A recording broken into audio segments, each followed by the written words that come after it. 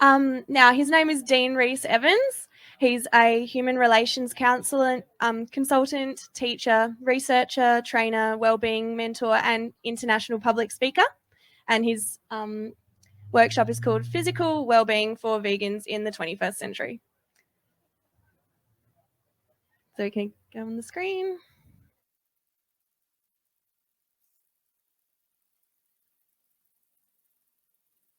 Am I live?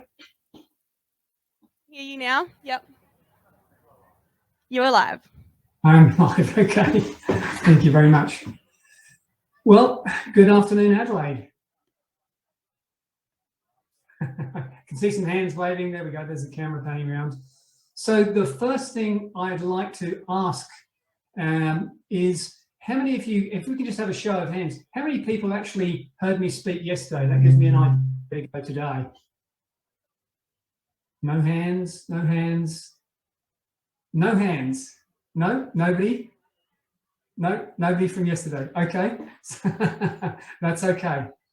Okay, well, it's actually a slight mistake. It's not physical well-being, but psychological well-being. You probably all knew that anyway, unless the program misspelt the word psychology or psychological.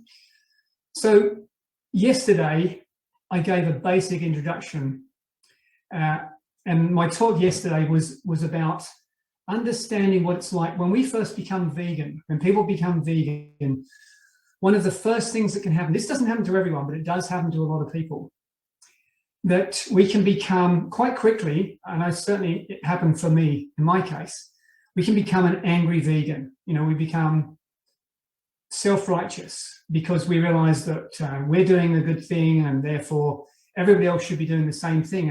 And we can end up being quite confrontational to people. So my talk yesterday was really about understanding how we can actually move from that space of demonizing other people and shining our own light instead. You know, so I'll go back to what I started with yesterday. And one of the things I said was when I became vegan, the very day that I became vegan, for me, it was one of the most beautiful spiritual experiences of my life. Now, I didn't expect that. It was just a decision I made. I've been vegetarian for a few years. I always said, no, I could never go vegan because I love cheese too much. But I proved myself wrong, as many people do, and found that even in 1990, when there were no vegan cheeses at all and very little other vegan products on the market, it was still possible to be a strong, healthy vegan. But as I said, what I want to talk about today is how we can understand our own psychological well-being.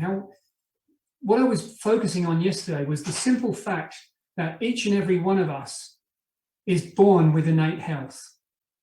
That's to say, we have a healthy psychological core. Now, it doesn't really matter what our personal or religious or philosophical beliefs are, we still have that core of health inside us, that psychological well-being. And I know most of us, probably, I would say probably everybody alive at some stage has gone through trauma. And I think traditional psychology suggests, as I said yesterday, traditional psychology even suggests that at least 70% of all families are dysfunctional in some way, which gives us some idea that we're not alone when if we've gone through stuff, if we've gone through difficult things as a child, a teenager, a young adult. And of course, these difficulties that we can experience can happen anywhere. They can happen in the family, they can happen in the workplace, they can happen at school. And of course, today, as we're seeing now with the media that we're using today, here I am, I'm sitting in my office in the Riverina area of New South Wales, and you're all sitting in a park in Adelaide on a beautiful sunny day, and yet we can still communicate. So the kind of bullying that can go on today obviously extends right into the digital world as well. So, and bullying obviously is only one aspect of what people experience as psychological difficulties.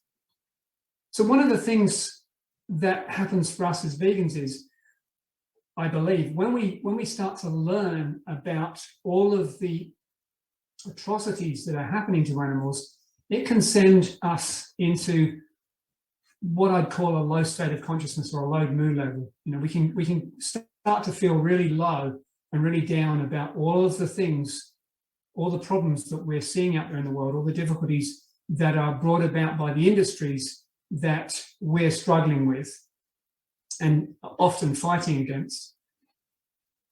And so how do we go, you know, how do we get from that state of mind to a state of mind where we're more at peace?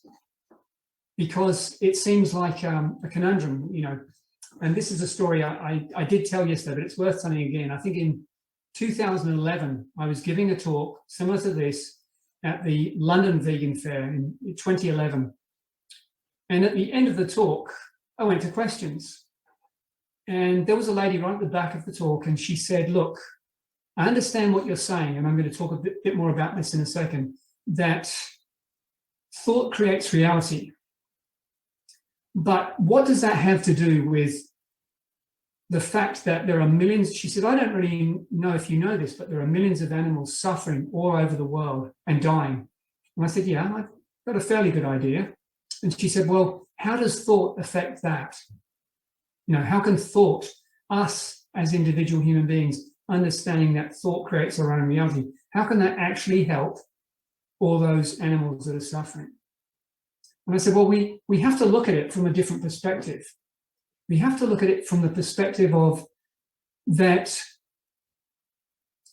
if we're in a low state of mind, if we're in an angry state or an anxious state, our vision, our mind becomes blurred, our mind becomes more narrowly focused, and it's much harder, if not almost impossible, to actually be creative in our thinking when we're actually in that state of mind. Okay, I'm sure that makes sense to most of you. So how do we get from that state into a lighter mind, into a clearer mind? Because I haven't met a single client yet that didn't want to have a quieter mind. You know, people from all walks of life, in all forms of work, find themselves in this modern age in a state of overload, because we live in an age of information overload. So there's information coming at us from every angle, and we can end up in overload in our minds. But if we can actually understand that it is our thinking that creates the reality that we experience. Now, we can all understand that on one level, on a sort of mind level. We can understand that thought creates reality. It makes sense. It's common sense. But there's a major difference between understanding that from a psychological perspective and then actually really understanding it at a deep, fundamental level, if you like, a spiritual level. Now, the difference between those two states is when we really understand that thought is creating the reality that we're experiencing in this living moment, then our mind is quieter. We're living in a nicer state of being. Our mood level is higher, or our level of consciousness is higher. When we forget that thought creates reality, that's when we're stuck in that more blinkered view of the world, and we're caught up in a state of anxiety, or we're caught up in a state of anger about the things that we want to change, we don't like, we feel angry about them, but we don't know how to change them. And so coming back to the talk that I was giving in 2011, I said to this woman, I said, look, if we can actually find ourselves in that quiet state of mind where we deeply understand that thought creates our reality, that will allow us, and it could be any one of you in this audience today, it allows us as individual human beings, we might become the very individual that creates the change, or the idea that brings about the change that we desire, to save animals from the suffering they're going through.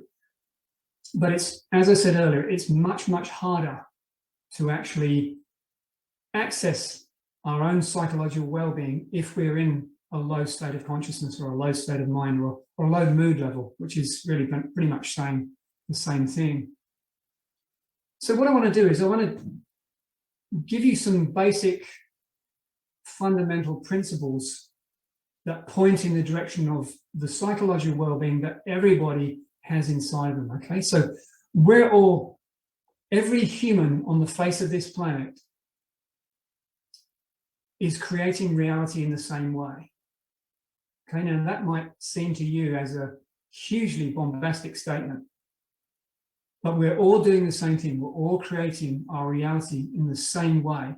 And the only way we can create our reality is via our own thinking, via our own personal thinking. And that's how thought actually creates reality. I'm not talking about the literal sub-fabric of the universe that we're actually creating. That's a different topic altogether, which is not my area of specialization. What I'm talking about here is that each and every one of us in this living moment is creating the reality that we are experiencing. So as you're listening to me, each and every one of you is living in a bubble of your own consciousness. Now, you're all sitting in the same field, you're all looking at the same screen, you're all hearing the same words, but how you make and what you make of those words is entirely dependent upon how your thinking is in this moment. If your mind is quite quiet at the moment, quite calm, what you'll do is you'll hear beyond the words, because what I'm pointing to here is how and I know I'm repeating myself, but each and every single one of us is creating reality in this living moment. All right? That's fundamentally important to remember, that that's what we're doing. Every second that passes, we're creating our reality. So in the context of the principles that lie behind our psychological well-being, and these are not, what I'm going to talk about now are called the three principles, and they're not a new way of thinking, they're not a new philosophical approach to life, they're not a new practice. And probably the best thing I'm going to tell you today is that I'm not going to be giving you any things you need to try and memorize. I'm not going to be giving you techniques in order to try and fix your life. I'm not going to be giving you practices. I'm just going to be sharing with you an understanding that if you hear at a deep level, it's fundamental to every human being. It's who we are from the ground up. And I used to be a high school teacher, and I found that teenagers and young children, they pick this up really quickly because they're already closer to the source. They're not very old. They haven't been jaded by life. They haven't had a lot of life experiences that have made them cynical about life. Sometimes you occasionally meet a child and you think, wow, you're way too cynical to be that young, to be that cynical.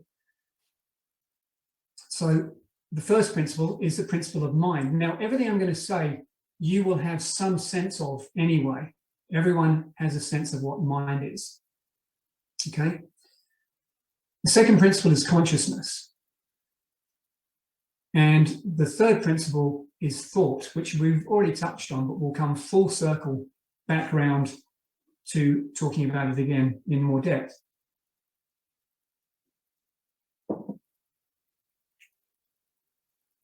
So the first principle of mind, I don't think anybody alive would disagree with the simple fact that we have a mind. But let's just make a distinction here. What I mean when I'm talking about mind is not the brain, okay? Because the brain is a physical organ. We know that from science. We've known that for a fairly long time from science. So the brain itself is a physical organism, whereas the mind, if you want, is you could use the word our spiritual essence. Or if you don't like the word spiritual, you could think of it from a scientific perspective. It's our energy center, if you like, the thing that's actually running the show, the thing that powers everything in our bodies. There are millions of activities happening in our physical bodies all of the time, every second we're alive. And yet most of them we don't actually have to consciously focus on because the body's just doing it. The mind is in control of that. So if we think about mind in terms of the entire universe is intelligence. Okay, so that's what I really mean in a broad sense, that mind, the universe itself is mind. So it's the universal intelligence of all things. It's the intelligence that we have inside us as beings, you know, humans, animals, all life has an innate intelligence inside. You know, you take a seed and you plant it in the ground or in a pot, and as long as it has sunlight and nutrients and water, it will grow. And of course, if you ask a biologist, well, what's happening there? That's simple. That's just a plant growing because it has the right conditions. It's photosynthesis. But what lies behind, you know, the deeper question is, what actually lies behind photosynthesis? That's just a description of how a seed becomes a plant, or how a seed becomes a flower, or how a seed becomes a tree. But that's the intelligence behind life.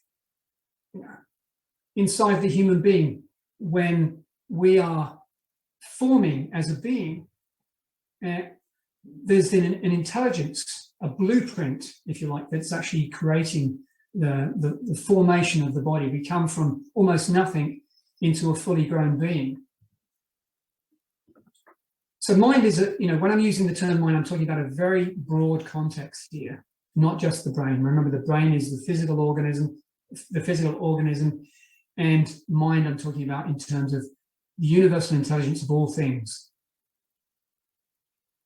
So consciousness. Now, I'm old enough to remember the first man walking on the moon. And when I was a kid, because I lived in what they were beginning to call the space age, I had this fascination with all things to do with space. And I began to realize that there's something really strange about the planet, because when you look at the planet, when we talk about geography, we're talking about north, south, east, and west, and all the other cardinal points in between. Yet when you get off the surface of the planet, there's no such thing as up, down, backwards, forwards. There's no direction, okay? It's just endless space, infinite space. Well, that infinite space is consciousness, okay? So every single one of us alive today, we're all experiencing consciousness to some degree, to some level, okay?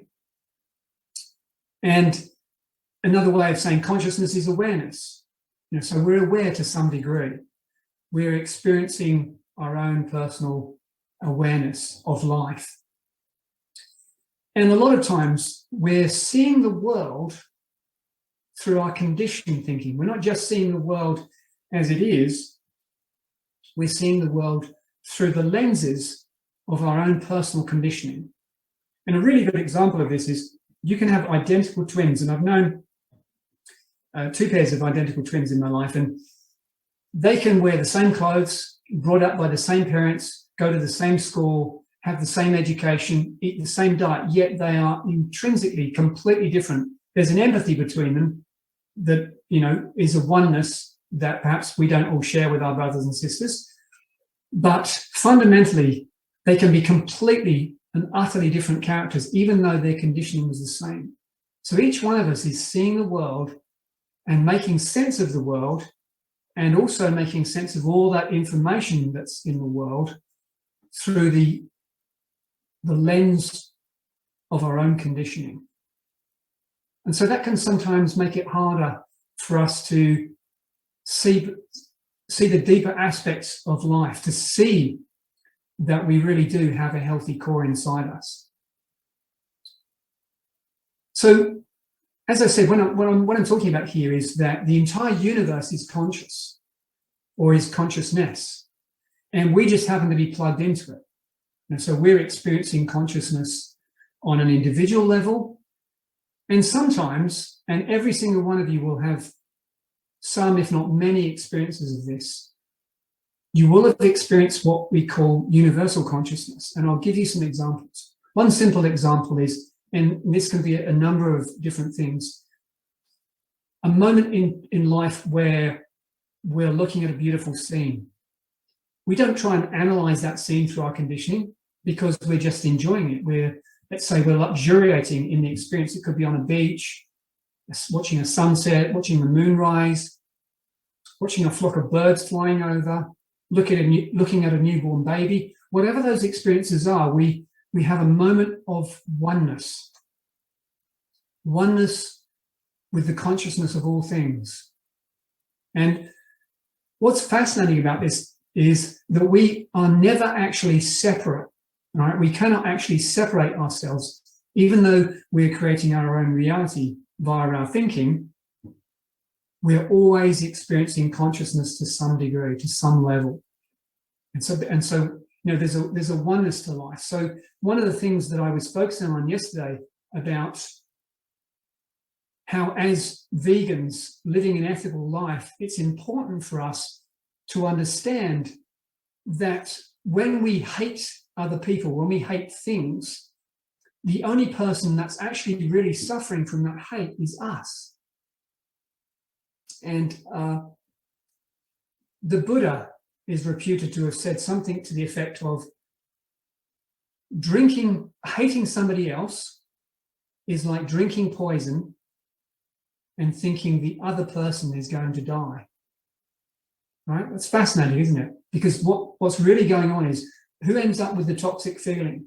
Now I'm not saying that there's no reason that we should ever, we can always live in a peaceful state of mind. We'll never get angry again, because that's just not possible. Because thought, the power of thought is continuously unfolding in us all of the time. So that's coming full circle back to the whole idea of thought. So thought as a principle, as in mind, consciousness and thought as a principle. So we all know what thinking is. We're doing that a lot of the time. In fact, science suggests that we are thinking somewhere in the region of 60 to 100,000 thoughts a day. That's a lot of thinking, right? And what's magical about that is that we don't need to, our mind is a bit like a gardener, constantly pruning our thinking. Now, if it was our job to consciously sort out all of the thinking that we do, we would be exhausted. We'd probably be on death's door, because it would just be so exhausting to try and filter through all that thinking. So when I'm talking about the power of thought rather than just thinking, the power of thought is what the mind makes available, right? It's this source of power that lies behind our thinking that makes thinking even possible in us as beings. And therein lies the secret. Thought is the missing link between us and our psychological state of well-being, because it's the only thing that actually can get in the way of our own well-being. So, again, as individuals, we're continuously creating our reality via the power of thought, okay? There's no other way around it. There are some theories that suggest, well, look, thinking comes first and then we experience an emotion, and then there's another school of thought that suggests that sometimes feelings come first. I just had this feeling and then thought came afterwards. I had to think about, I had a thought about that feeling. But what's interesting is that thought and feeling are like a perfect marriage. They arise in exactly the same moment, right? They're arising in consciousness in exactly the same moment. So here's a simple, logical example of how we create reality. If you are having an angry thought, you can only have an angry feeling. You cannot have an angry thought and have a loving feeling. It's not possible. If you're having a loving thought, you'll have a loving feeling. You cannot have a loving thought and have an angry feeling. It's not possible. We can only experience whatever is passing through our mind. So whatever arising in our consciousness. So as individual thought arises in consciousness, so that becomes our reality. Then we experience the emotion that's associated with that feeling. And one of the most magical things that can happen when we really begin to see that thought is creating our reality, because, let's face it, we all know we're conscious. We all know we're aware to some degree. We all know we have a mind. So if we just look at how thought is creating our reality, then that is the very key to living a happier life. And like I said earlier, it doesn't completely solve all our problems. It doesn't mean that we'll never be in a bad mood again, we'll never be upset again, because there are things that happen in life. Life is always throwing us a curveball. And so we have to go through experiences. But the ups and downs that we experience as an individual human being, those ups and downs become much more easy riding than they were previous to understanding that thought creates our reality. And that's because we start to see, when we recognize, remember how I said, look, when we're in a moment where we actually realize that at a deep and fundamental level, we are creating the reality we're experiencing, it's much harder. I can guarantee you it's much harder to stay in a bad mood if you have a second thought that says, yeah, but I'm making this up. If you know you're making it up, then it's really, really hard to stay in that low state of mind.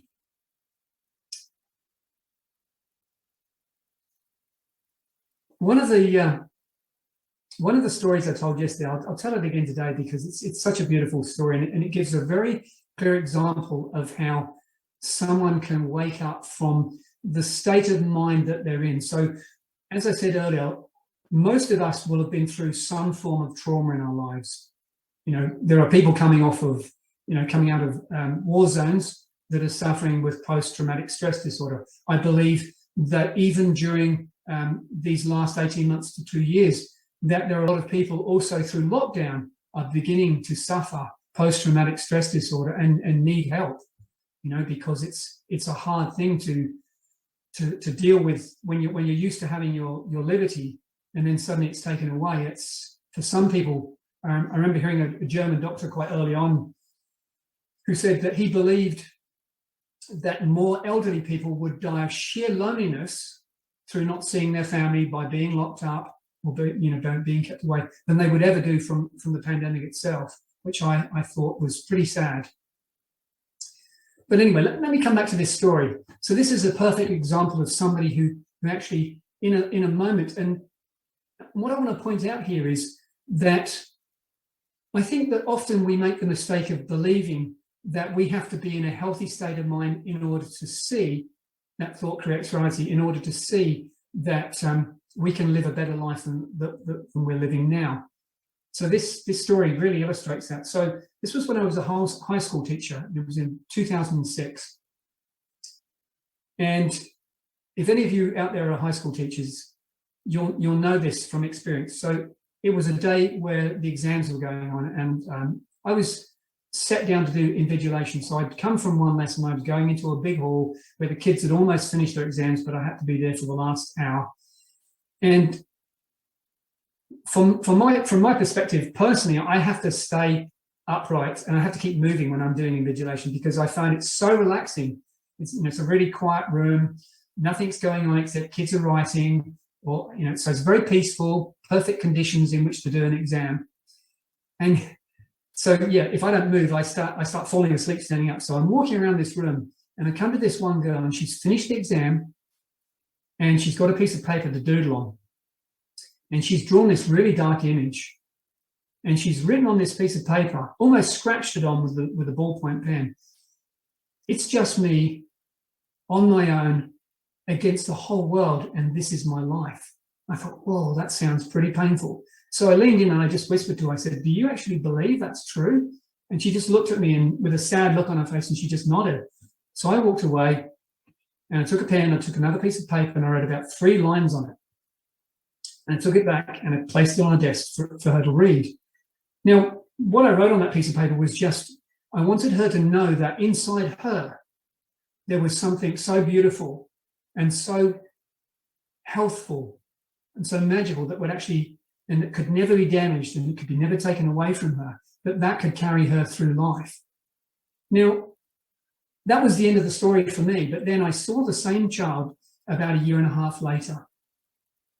And we were in an English lesson and she was doing exam preparation, no, sorry, not essay preparation. So they're working in little groups, and I noticed her sitting at the back of the classroom, and she came forward and she said, "Oh, so you're that teacher, aren't you?" And I said, "In the exam room?" And she said, "Yeah." She said, "Look, I've got something I need to tell you. Can I speak with you?" And I said, "Well, look, come to see me at the end of the day, and we'll go to the English room and we'll have a chat." So this girl came, and she came in and she sat down and she started crying. And I thought, "Oh my God, what have I done to this poor child?" And when she'd stopped crying, she said, "Look, I just want to tell you that what you wrote on that piece of paper changed my life."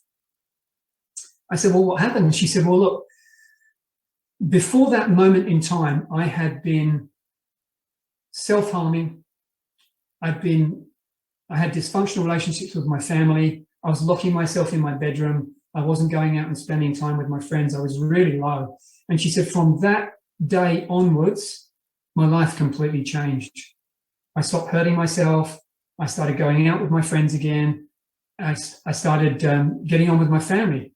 I said, "Well, that's wonderful." And she said, "But what she really wanted to say was what she had felt in that last year and a half was that every time she felt low, because she kept the little piece of paper, she said, I just went back and I read that piece of paper every time I felt low. And if I met somebody that was feeling low, I'd share it with them." And she said, "I felt that if those 3 lines on a piece of paper could help me that much, how much could it help everybody else?" And so that was the beginning of the story of me actually publishing my first book. So I just published it this year. It's primarily a book written for teens, but I found that a number of my colleagues and friends have been reading it, and they're saying, "No, I got a lot out of this book too." And I always say, well, we're kind of teens in older bodies anyway, aren't we, really? However old we become in terms of biological age, how many of us have really kept that sort of teen spirit, that beautiful spirit that we have when we're young, that enthusiasm for life? So I think that really, it's probably a book that anyone could read. It's called The Great Remembering, Turning the World Inside Out.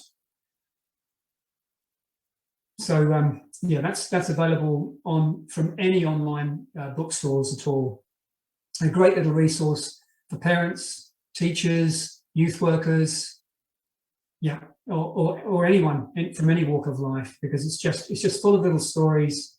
There's no chapters. You can open it at any page and just read a little section. It's just all little snippets about psychological well-being and how to find our way back. So throughout the book, I'm constantly reminding people about this simple act of understanding that thought is continuously creating our reality. And when we wake up to that fact, in the moments in our lives that we wake up to that fact, our lives become easier. And as I said, it's really important to remember that when we really know that at a fundamental, when we're feeling that, experiencing that at a deep level of consciousness, we know that, we feel it, life becomes easier. It's only when we get caught back up in our personal thinking, our conditioned thinking, that we start to get a little bit lost and we see things less clearly. And I think that one of the things that I would point out is that most people that have come across this understanding have found themselves with a clearer mind more of the time. Like I said, it's not a permanent fix for all your problems. It's the solution to all of us as individuals to understand how we can live a nicer life, how we can have more effective relationships, more beautiful relationships, whether it be with our partner or with our families, with our colleagues, or just hanging out with our friends. So it's I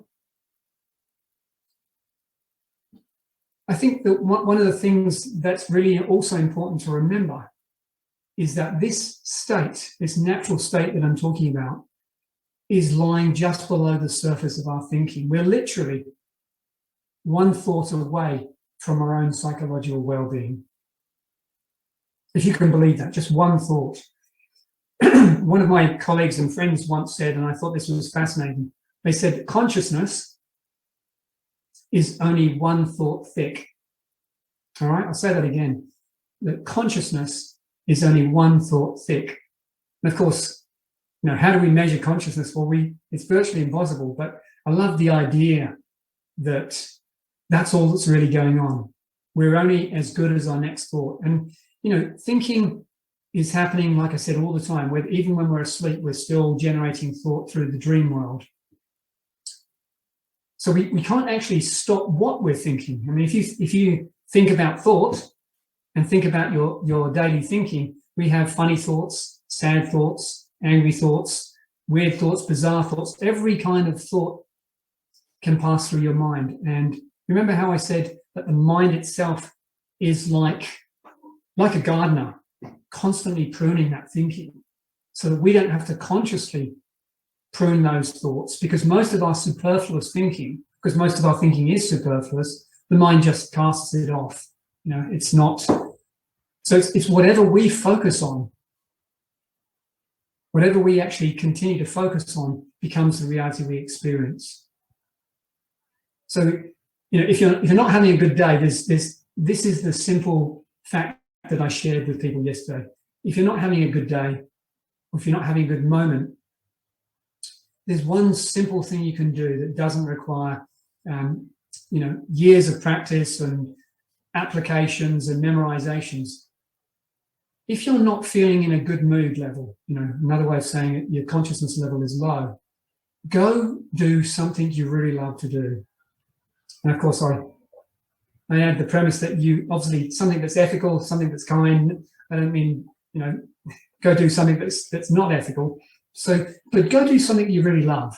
Most people wouldn't do that anyway. So you go, and if you think about a child, if you watch children when they're playing, you can have young children and they'll play. You can give them sticks and water and they'll play with sticks and stones and mud for hours. The only time they want to stop is when they're hungry or thirsty and they need to eat, and then they just want to go back and play again.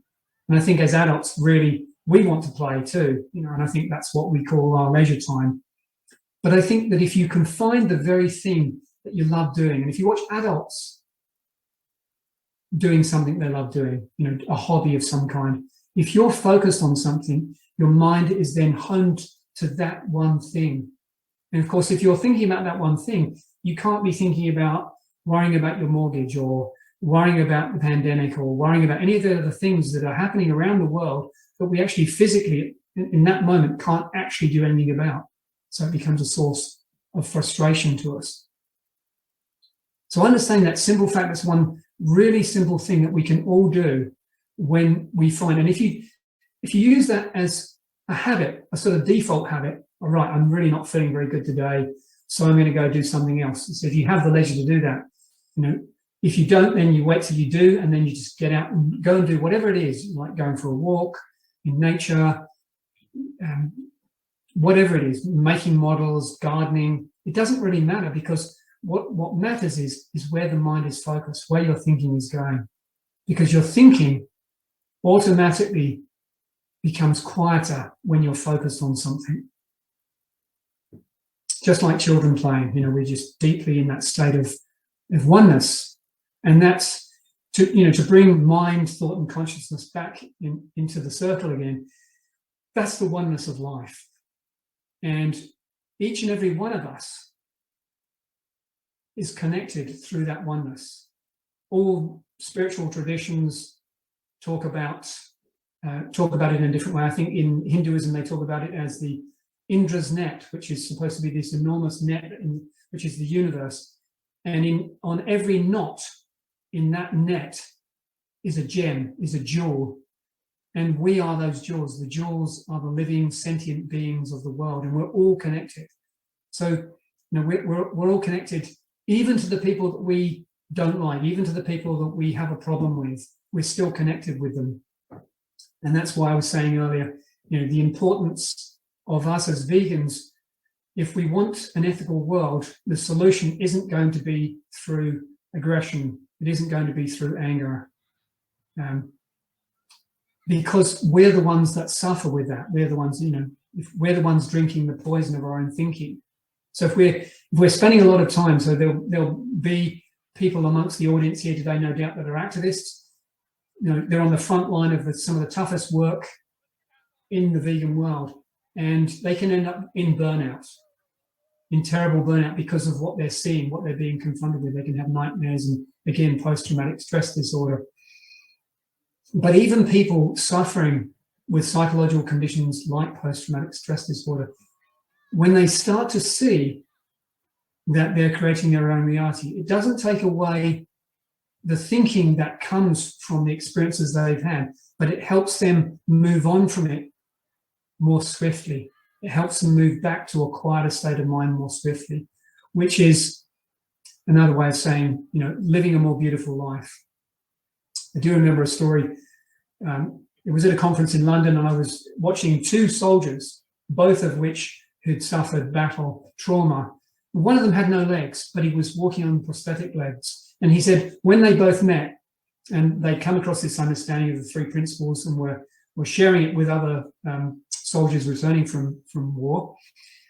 And when they both met, and this man had learnt to walk on prosthetic legs, he said to the guy who was suffering with post-traumatic stress disorder, so where's the damage? What part of you? And he was only really joking with him, but they became really good friends, and he understood the joke in the end that, when we see that we're the ones creating the reality, then we can get past it. And I think his response on stage was, I still have those thoughts. I still have those memories of what I saw, but I don't now experience the trauma that goes with them.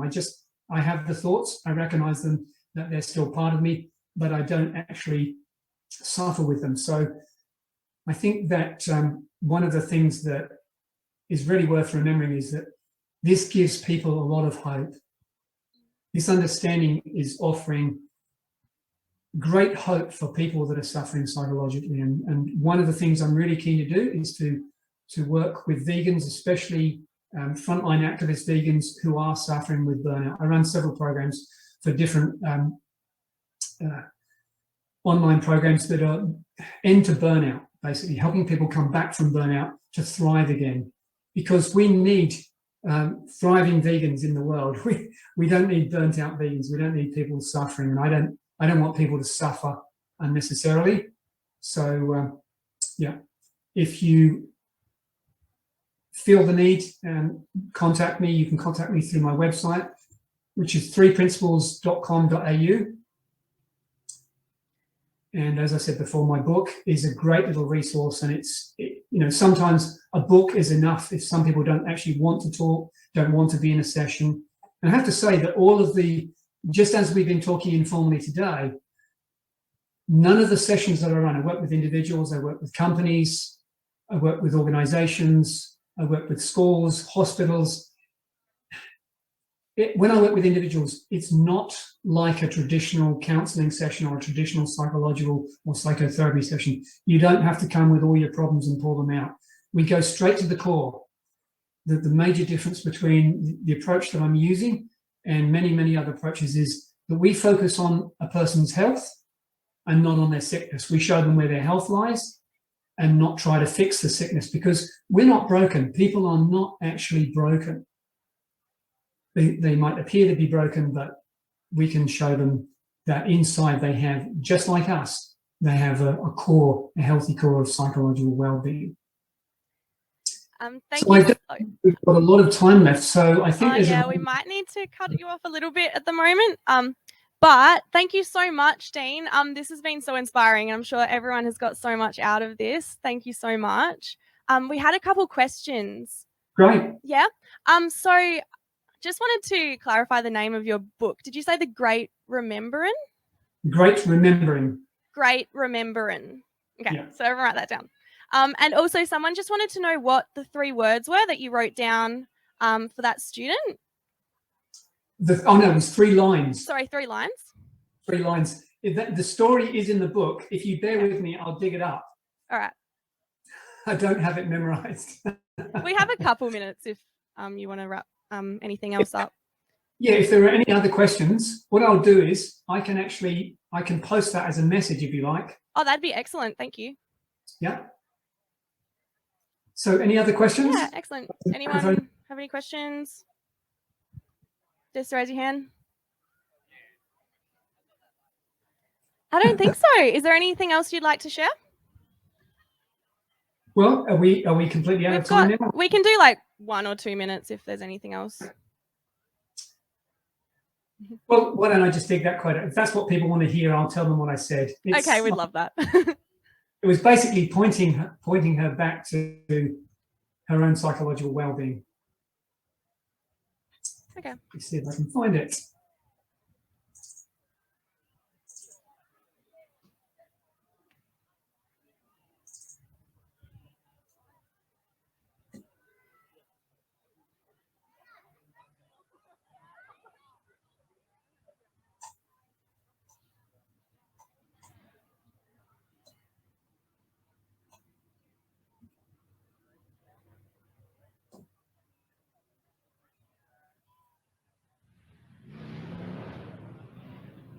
Here it is. He's found it. Yes. Okay, can you still hear me? Yep. Okay, this is what I wrote. Inside every human being, including you, there is something so good and so powerful that nobody can take it away from us. Not by words or deeds can this thing be damaged. It was there when you were born, and we have it for the whole of our lives. It is the thing that guides us through life. You could call it wisdom or common sense, but whatever you call it, it's your birthright. That's beautiful. Thank you so much for sharing that. My pleasure, and thank you all for attending today. I hope you got something out of it. Thank you so much, Dean. My pleasure. Have a wonderful day, everyone.